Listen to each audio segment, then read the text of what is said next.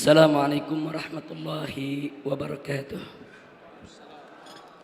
Bismillah, alhamdulillah, wassalatu wassalamu wa ala alihi wa sahbihi wa mawalah.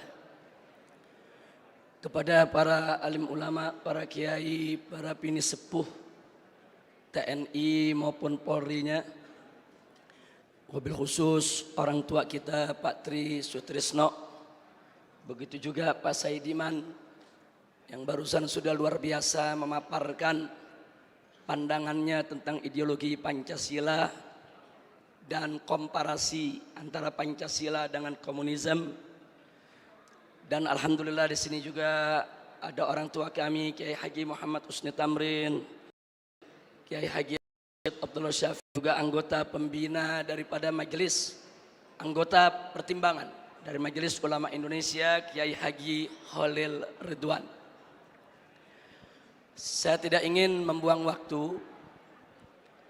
Intinya saya sampaikan salam penghormatan saya kepada seluruh peserta simposium ini, dan semoga simposium ini menjadi penyebab turunnya rahmat dan barakah bagi keselamatan dan keutuhan negara kesatuan Republik Indonesia. Amin ya rabbal alamin. Saya hadir di sini ini menimbulkan cukup banyak pertanyaan, Pak Darman. Itu yang muncul pertanyaan adalah, kenapa FPI ikut simposium? Apa hanya karena sekedar anti PKI atau sekedar ikut-ikutan? Atau betul-betul serius ingin membela Pancasila? Jadi ada sebagian kelompok ini menganggap FPI ini selama ini kan anti Pancasila. FPI ini anarkis, radikalis, bahkan ada yang tuduh teroris, ada lagi belakangan yang bilang cabang ISIS. Nah, saya pikir ini kesempatan saya untuk menyampaikan yang sebenarnya.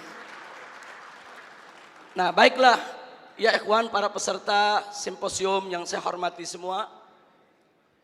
Terlebih dahulu ingin saya jelaskan sebelum masuk ke dalam ideologi Pancasila itu sendiri, dalam pandangan Front Pembela Islam, bahwa FPI punya sikap bagaimana menyikapi Islam sebagai agama dan menyikapi Pancasila sebagai dasar negara.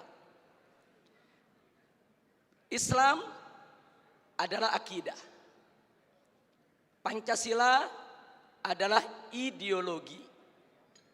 Akidah datang dari sumber ilahi, tidak bisa ditawar, dan sudah merupakan harga mati keyakinan. Sedangkan ideologi adalah sumber insani, datang dari ide-ide manusia.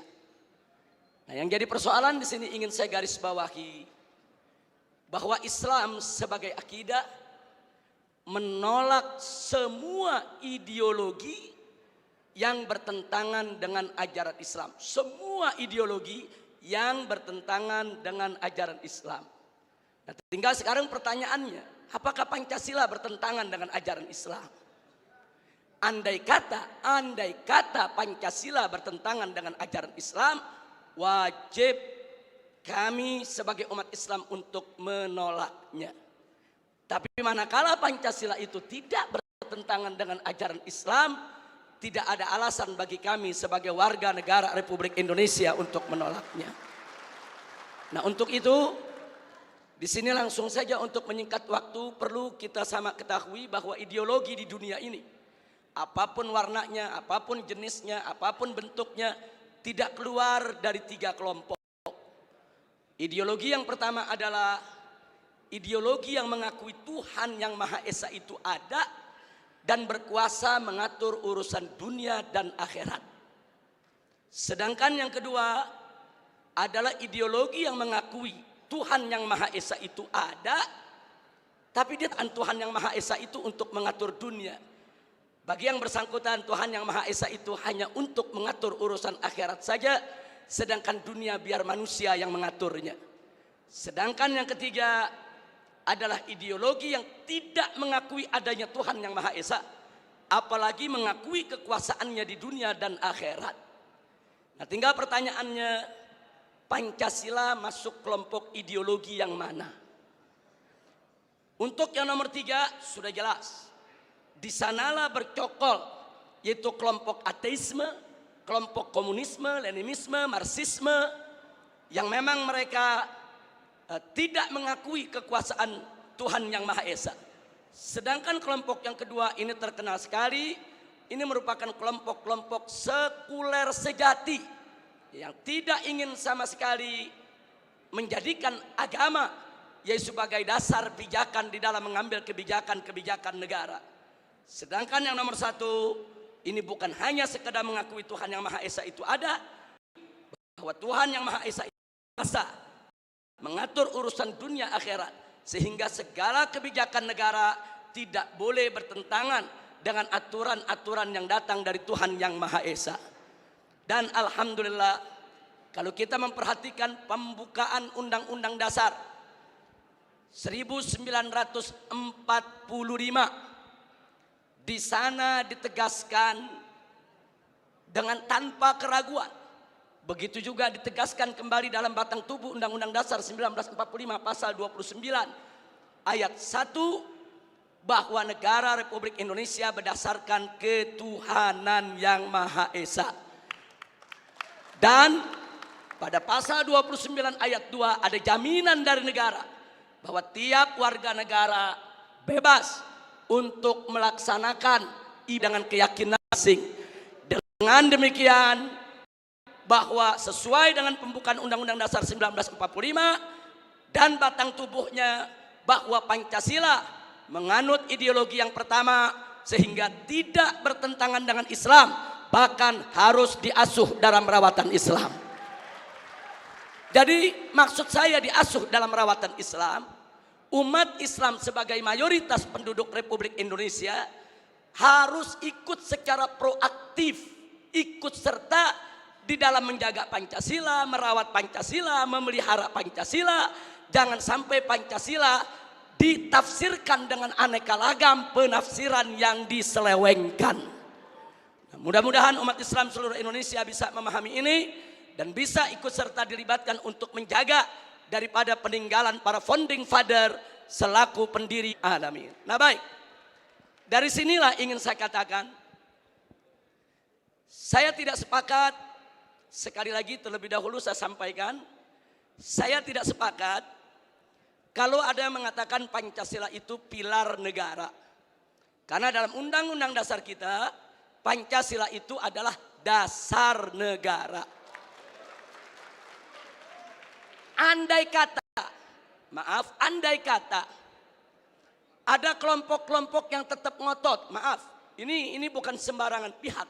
Karena kemarin yang mengkampanyekan 4 pilar negara itu DPR MPR ke seluruh Indonesia.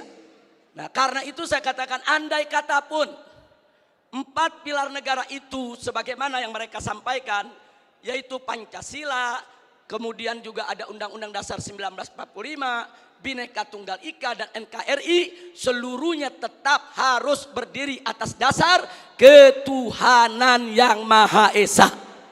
Sehingga saya berani mengatakan dalam forum ini, Indonesia adalah negara berdasarkan ketuhanan Yang Maha Esa.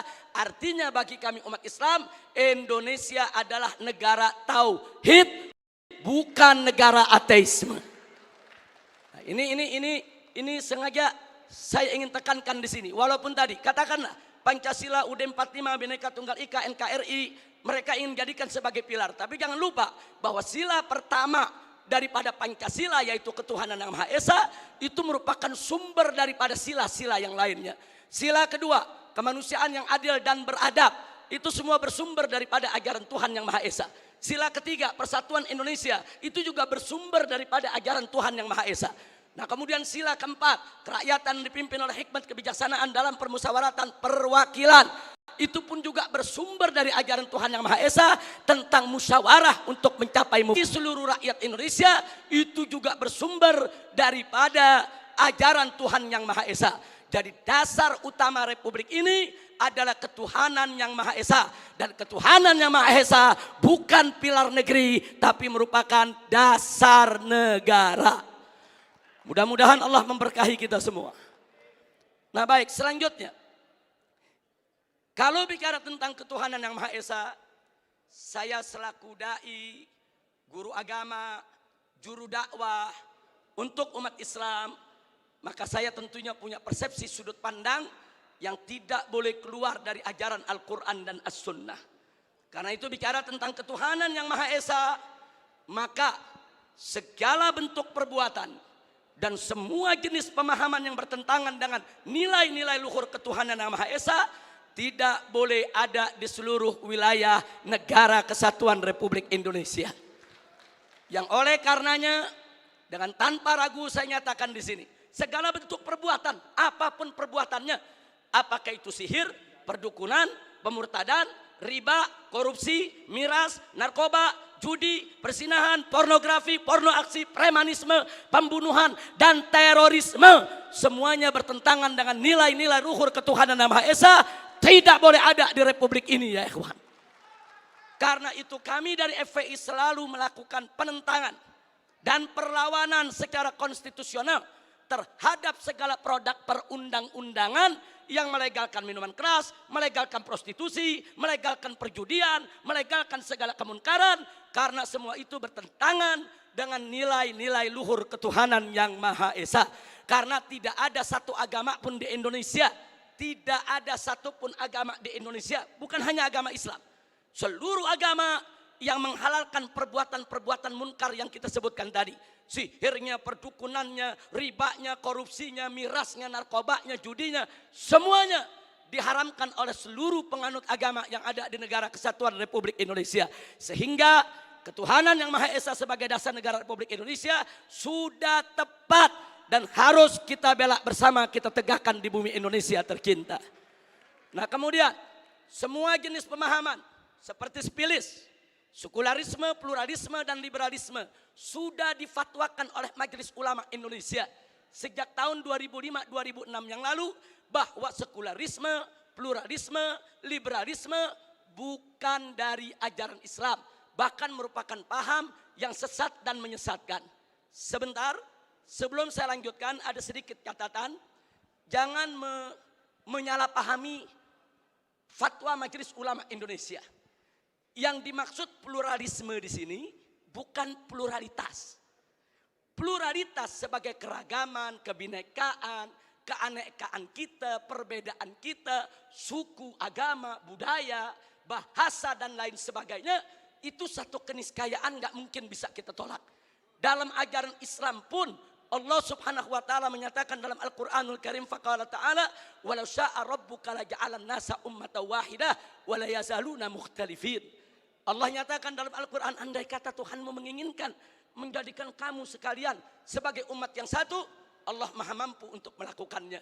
Tapi ketentuan Allah adalah wa la yazaluna mukhtalifin. Umat manusia akan selalu berbeda di antara mereka.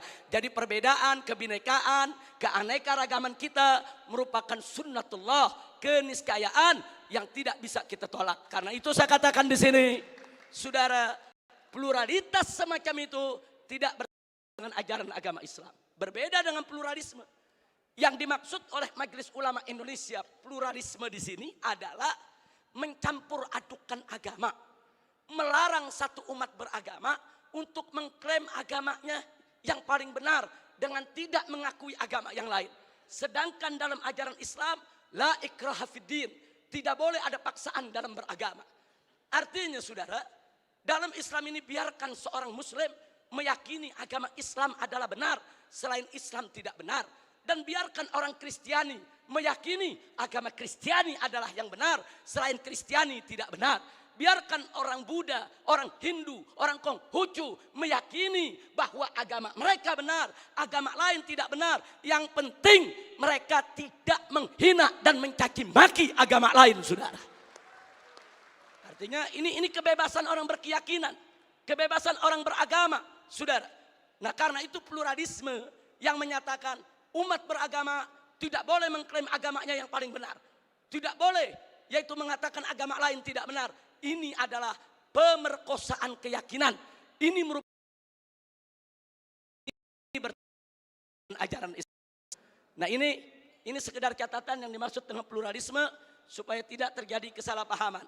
Dan yang berikutnya ini yang masuk dalam tema kita, saudara, paham-paham yang menyangkut komunisme, marxisme, dan leninisme ini juga merupakan pemahaman yang bertentangan dengan nilai-nilai luhur ketuhanan yang Maha Esa, sehingga paham komunis, marxis, leninisme tidak boleh ada di seluruh wilayah negara kesatuan Republik Indonesia.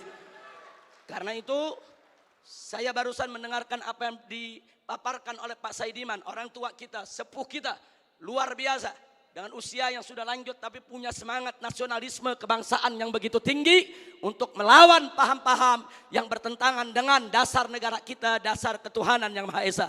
Mudah-mudahan Allah panjangkan umur beliau, diberikan sehat walafiat, taat ibadah, amin ya rabbal alamin.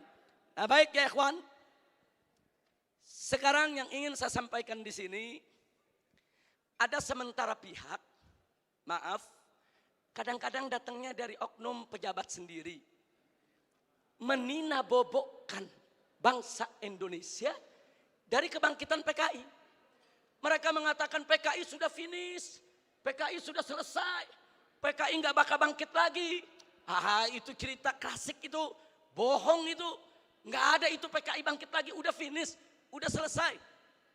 Saudara, propaganda semacam ini adalah propaganda yang menina-bobokkan bangsa Indonesia daripada bahaya gerakan komunis di Indonesia. Dan ini nggak boleh dibiarkan. Nah, kalau kita sedang bicara PKI seperti simposium pada hari ini, apa mereka bilang? Ini kan cuma paranoid saja. Ini ketakutan yang nggak beralasan. Ini kan cuma komunis fobia saja. Kita ini di sini dituduh semuanya paranoid, hanya ketakutan yang berlebihan. Maka itu di sini perlu kita sampaikan, siapa bilang PKI itu tidak ada? Siapa bilang gerakannya itu sudah bubar dari Republik ini? Siapa bilang gerakan PKI itu, saudara, saat ini tidak mulai kembali mencengkeramkan kukunya di bumi Nusantara ini? Mari kita lihat indikasi kebangkitan PKI, saudara, yang ada di Indonesia ini. Kita mulai dari yang pertama. Kita semua sama tahu ada kelompok yang begitu ngotot menuntut pencabutan TAP MPRS nomor 25 tahun 1966. Kalau TAP MPRS ini dicabut, yang diuntungkan adalah keluarga besar PKI. Ini indikasi, saudara. Enggak mungkin yang bukan PKI menuntut pencabutan daripada TAP MPRS tersebut. Karena kalau TAP MPRS nomor 25 tahun 66 dicabut, yang untung bukan umat Islam, yang untung bukan tentara, yang untung bukan polisi, bukan, yang untung bukan negara, yang untung adalah kader-kader PKI. Nah, sekarang yang kedua, saudara, sebelum tahun 1998, sejarah pengkhianatan PKI di Madiun 1948 maupun G30S PKI 1965 itu tercantum, diceritakan dalam sejarah Indonesia, masuk dalam kurikulum. Jadi dari tahun 1965 sampai 1998, sejarah pengkhianatan PKI merupakan bagian daripada kurikulum pendidikan untuk pelajaran sejarah Indonesia. Tapi begitu masuk reformasi 98, saudara, pelajaran tentang pengkhianatan PKI baik di Madiun 1948 maupun G30S PKI 1965 dihapuskan dari kurikulum pendidikan. Saya bertanya-tanya, siapa ini manusia yang punya kekuatan bisa menghapus materi pengkhianatan PKI dari kurikulum? Ini bukan seorang biasa, saudara. Dia punya kekuatan politik, dia punya kekuatan ekonomi, dia punya kekuatan sosial. Kalau hanya rakyat jelata biasa, enggak ada pelajaran pengkhianatan PKI dari kurikulum, saudara. Sekian sampai hari ini, saudara. Sampai hari ini, saudara, apa yang terjadi? Yuk mari kita lihat, saudara. Anak-anak SD, SMP, SMA yang di tahun 98, saudara, baru mulai mencicipi sekolah, mereka nggak dapat lagi pelajaran tentang pengkhianatan PKI. Jadi dari tahun 98 sampai hari ini, generasi muda kita yang umurnya sekitar 25 sampai 27 tahun, mereka nggak tahu apa dan bagaimana PKI, saudara. Ini kurikulum ini penting. Kurikulum ini membentuk daripada ideologi bangsa, bentuk pemikiran filsafat bangsa. Kalau jangan duluan saudara, 25 atau 27 ke bawah, tidak ada yang tahu PKI. Bahkan mereka merasa bangga pakai kaos dengan gambar palu arit karena ketidaktahuan mereka, saudara. Nah, lagi-lagi saudara, tadi saya katakan saudara, siapa ini pihak yang punya inisiatif untuk tersebut, saudara?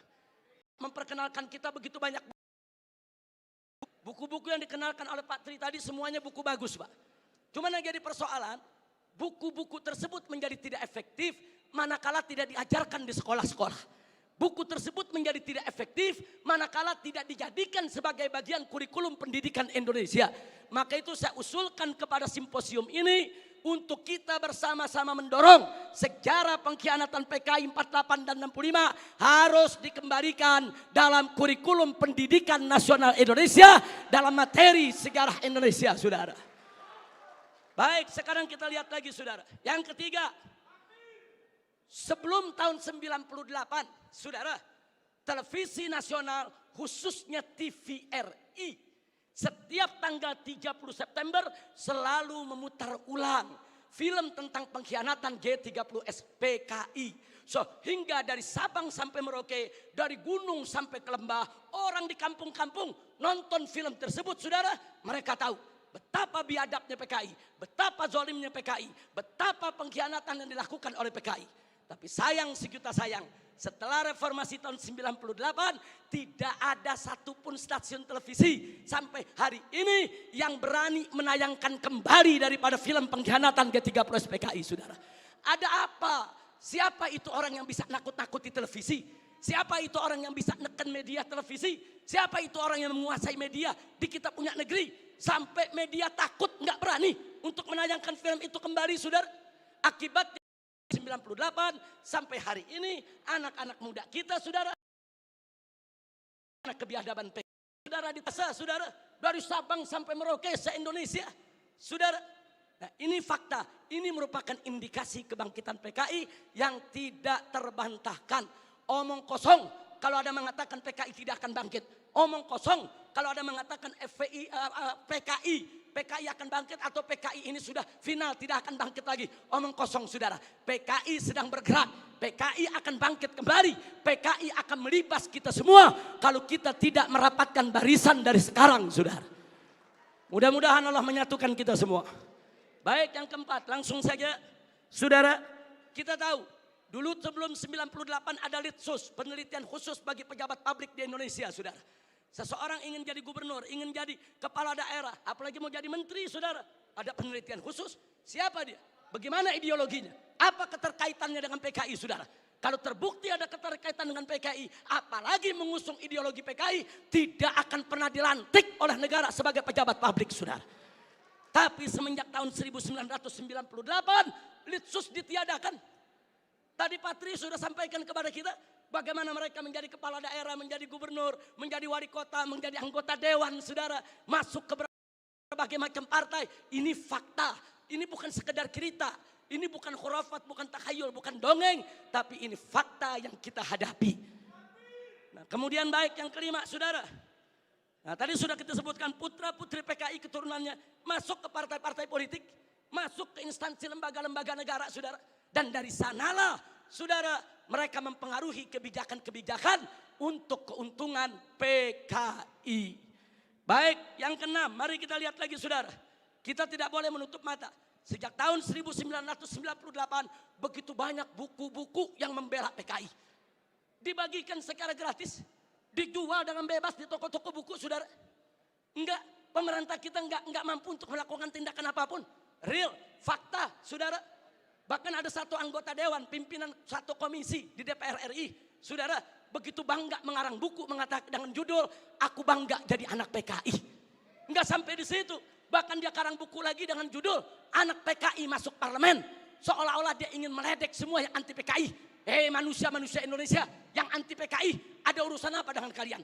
Aku bangga jadi anak PKI. Bangsa Indonesia yang anti PKI, ada apa dengan kalian benci PKI? Ada apa musuh PKI? Aku anak PKI masuk parlemen dan aku bangga menjadi anak PKI. Innalillahi wa inna ilaihi rajiun. Ini indikasi. Yang ngomong yang sebelah sana. Lanjut. Ini sudah atau saya lanjutkan ini? Sebab dapat teguran 1 menit lagi mesti selesai. Padahal saya bawa materinya 25 menit. Tapi dikasih waktu 15 menit. Saya mau tanya dulu sama peserta ini. Izinnya. Baik, supaya menyingkat waktu, Pak Tarman Azam, beliau kawan saya, Masya Allah, salah seorang pimpinan PWI, mudah-mudahan panjang umur. Amin ya Rabbal Alamin. Baik, berikutnya saudara, mari kita lihat yang nomor 7. Saudara, adanya usulan RUU KKR, Komisi Kebenaran dan Rekonsiliasi, ini juga tidak lepas dari peran-peran untuk kepentingan PKI. Kemudian yang ke-8, bagaimana Komnas HAM luar biasa saudara. Berikut LSM liberal yang menjadi LSM komprador. Saudara yang bersuara untuk kepentingan asing. Juga mereka semua bersuara untuk membela PKI. Yang ke-9, maaf saudara, ya ada bantuan Cina kepada Indonesia berikut kompensasinya. Saya tidak campur urusan ekonomi negeri ini saudara. Tapi kalau sudah bantuan dari negara komunis Cina ke Indonesia dengan kompensasi tenaga kerja yang masuk Indonesia, wajib untuk diwaspadai saudara. Nah kemudian jangan lupa yang ke-10 saudara, ada beberapa parpol, bukan satu, yang terang-terangan mengirim kader-kadernya ke Republik Rakyat Cina untuk ikut pendidikan politik. Mereka dididik oleh Partai Komunis Cina, saudara. Ada apa? Ya, itu hak partai tersebut. Itu hak pribadinya, saya tidak ikut campur. Tapi saya sebagai bangsa Indonesia punya hak untuk mewaspadai partai-partai yang menjalin kerjasama dengan Partai Komunis Cina, saudara. Baik, saudara. Yang ke-11, di mana-mana ada seminar, ada temu kangen, saudara. Di mana-mana ada temu kangen PKI, seminar PKI saudara. Sementara saudara dari pihak aparat keamanan setengah hati untuk membubarkan mereka saudara. Berapa kali di Taman Ismail Marzuki mereka menggelar acara bikin kegiatan saudara. Ada bentrokan dengan gerakan bela negara, dengan laskar-laskar FPI di beberapa tempat saudara. Ada apa? Ada lagi anggota-anggota dewan yang merupakan kader PKI menggunakan kunjungan kerja mereka untuk membuka temu kangen kader PKI sebagaimana terjadi di Banyuwangi beberapa waktu sudah. Yang ke-12, pembentukan Ormas Orsospol yang berafiliasi kepada PKI, pemutarbalikan segara PKI dan lambang PKI. Saudara, saat ini di kalangan selebritis kaum muda dan maaf sampai Menko Polhukam, maaf, harus saya sampaikan saudara. Begitu kami protes adanya kaos-kaos berlogo PKI, kan saudara, tentara dan polisi tidak usah over, jangan berlebihan. Jangan kalau ada logo PKI dianggap PKI. Ini kan cuma tren anak muda.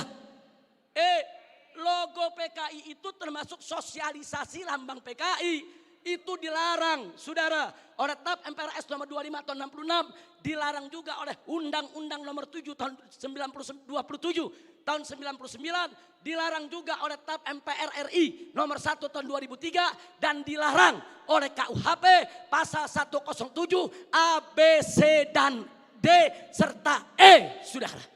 Enggak bisa.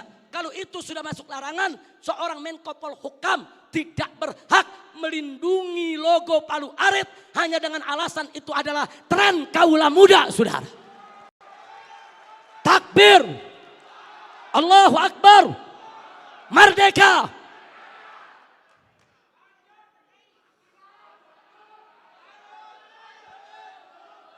Baik, yang ke-15 saudara. Belum lama ini saudara ada usulan konyol. Penghapusan kolom agama dari KTP saudara. Kalau kolom agama dihapuskan dari KTP saudara, maka ini merupakan kesempatan bagi kalangan ateis, bagi kalangan PKI untuk tidak lagi mencantumkan agamanya saudara. Ini berbahaya, ini merupakan indikasi kebangkitan PKI. Baik, yang ke-16 saudara. Dorongan untuk minta maaf kepada PKI. Ada apa? Saya ditanya sama wartawan. Habib Rizik, ini bagaimana sikap FPI kalau presiden sampai minta maaf kepada PKI? Saya jawab, kalau presiden ngotot meminta maaf, saya usul sekalian saya Jepang itu penjara. Kan kita yang sekarang ini ada jargon revolusi mental.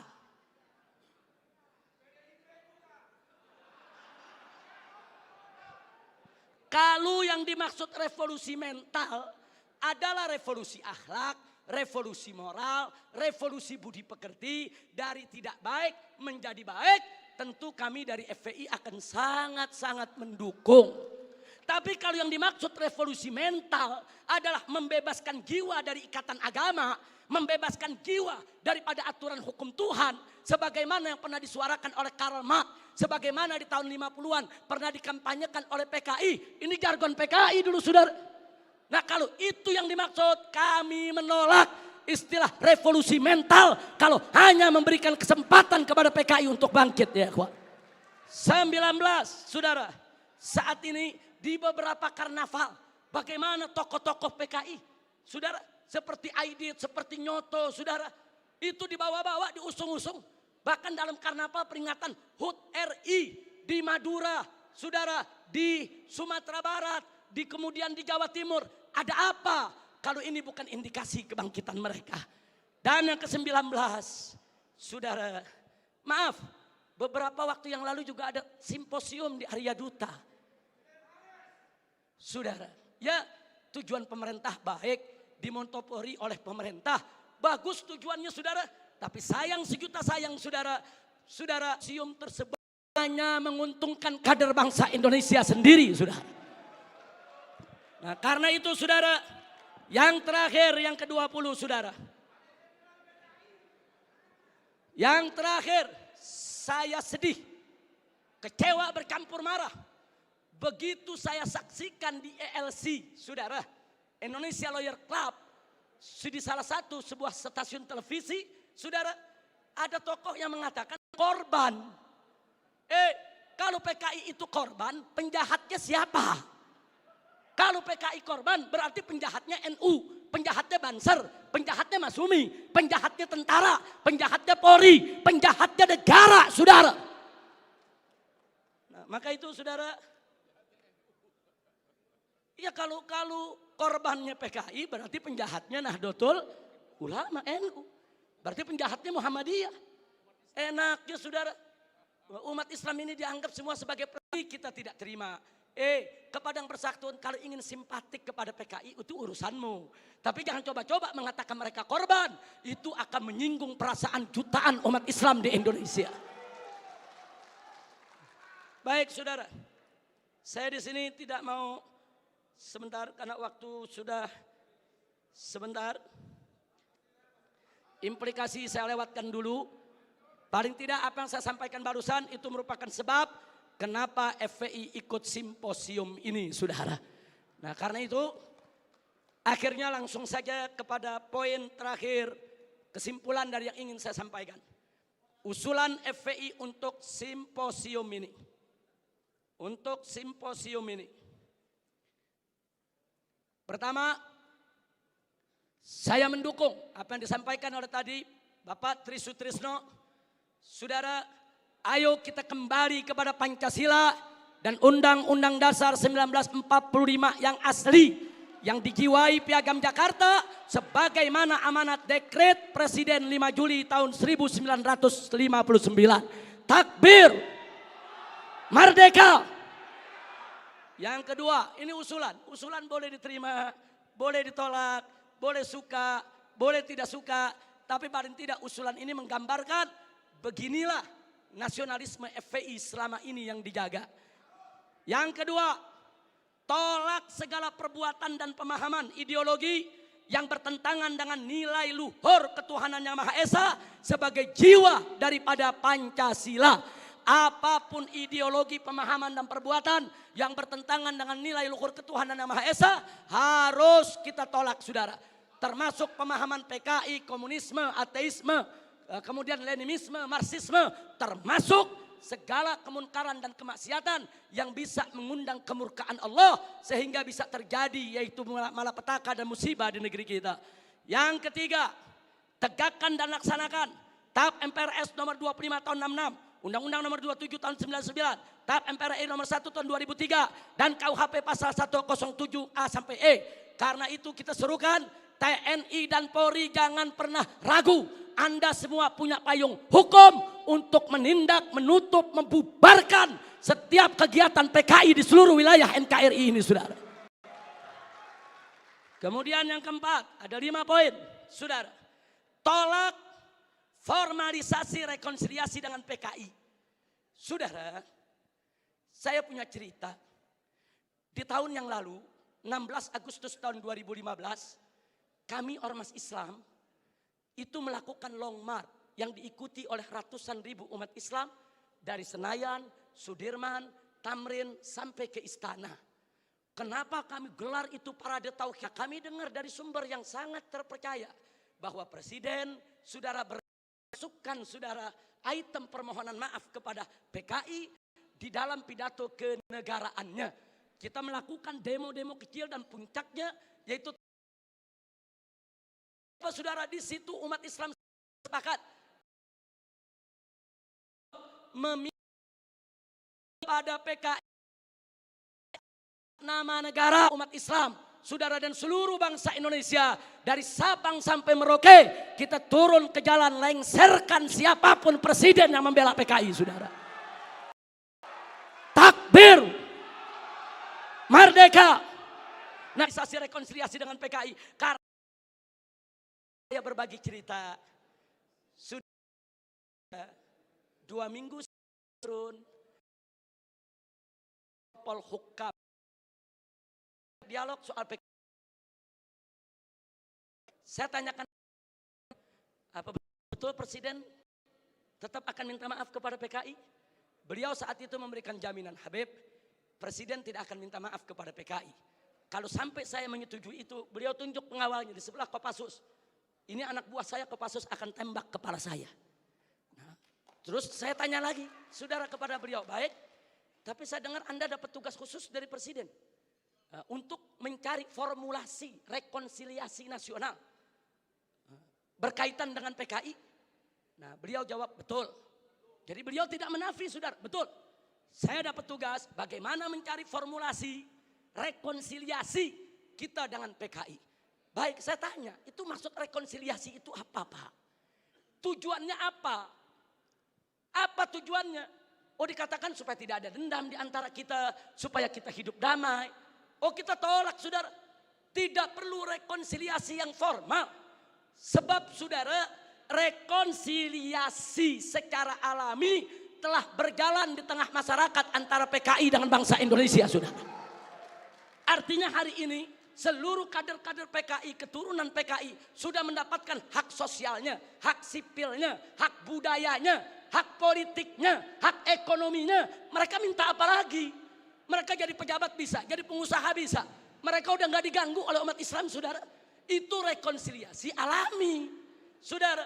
Tinggal kita minta kepada keturunan PKI tersebut, silakan kalian berkarya, silakan kalian ini berkarir, silakan kalian berjuang untuk bangsa ini. Tapi satu syarat, kami tidak akan ganggu kalian jadi pejabat, jadi bisnismen, jadi pengusaha. Tidak. Jangan lagi bangkitkan ideologi komunis, jangan lagi bangkitkan partai komunis di Indonesia.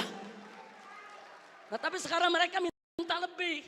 Mereka minta partai komunis dipulihkan kembali dan lebih kurang ajarnya lagi, saudara. Mereka minta negara minta maaf kepada mereka.